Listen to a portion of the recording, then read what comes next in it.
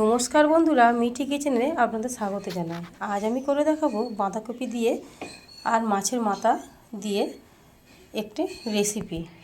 তো রান্নাটি করা যাক। প্রথমে আমি কড়াইতে তেল গরম করে নিয়েছি। এবার মুড়োটাকে আমি হাফ চালার মতো মুড়ো নিয়েছি, গোটা নিয়ে নুন হলুদ মাখিয়ে নিয়েছি। এবার আমি কড়াতে তেলের উপর দিয়ে দিচ্ছি, ভালো করে ভেজে নেব। মাছের মাথাটা ভাজা হয়ে গেছে, ভালোভাবে উল্টে পাল্টে ভেজে আমি তুলে নিচ্ছি।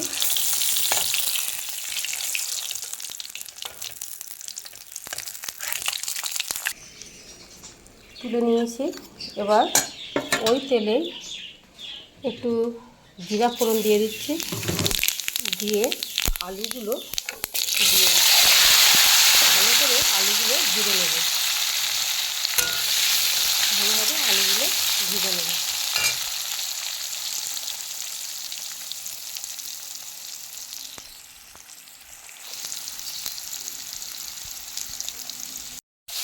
এবার আলুটা ভাজতে ভাজতে আমি দিয়ে দেবো গ্রেট করা আদা, আর দিয়ে দিচ্ছি টমেটো আর কাঁচা লঙ্কা কুচি, দিয়ে একটু নেড়ে চেড়ে দিচ্ছি। এবার দিয়ে দেবো নুন পরিমাণ মতো, দিয়ে একটু নেড়ে চেড়ে নিচ্ছি। টমেটোটা একটু সিদ্ধ হয়ে যাবে।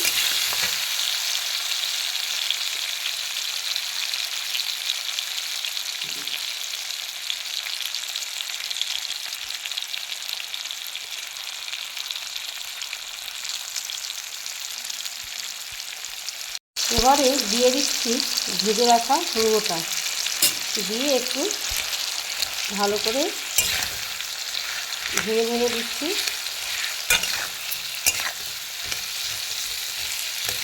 এবারে দিয়ে দিচ্ছি বাঁধাকপি, দিয়ে একটু ভালোভাবে উল্টে পাল্টে নেড়ে চেড়ে দিচ্ছি।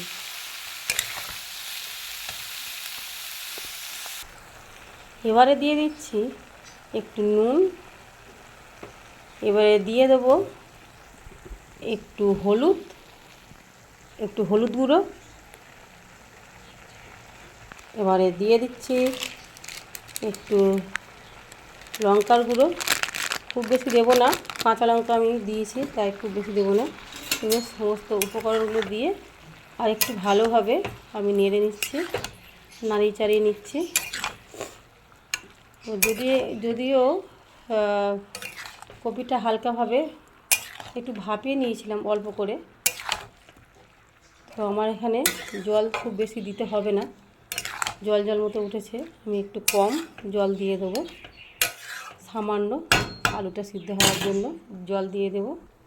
দিয়ে দিচ্ছি একটু অল্প জল, দিয়ে আমি উল্টে পাল্টে দিচ্ছি, দিয়ে ঢাকা দিয়ে 5 মিনিট রান্না করে নেব।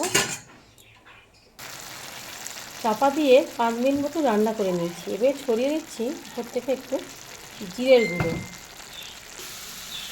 গুঁড়ো দিয়ে দিয়েছি। তো বন্ধুরা, দিয়ে একটু ভালোভাবে উল্টো পাল্টে দিয়েছি, রান্নাটি রেডি হয়ে গেছে। একটু মাখা মাখা করেছি,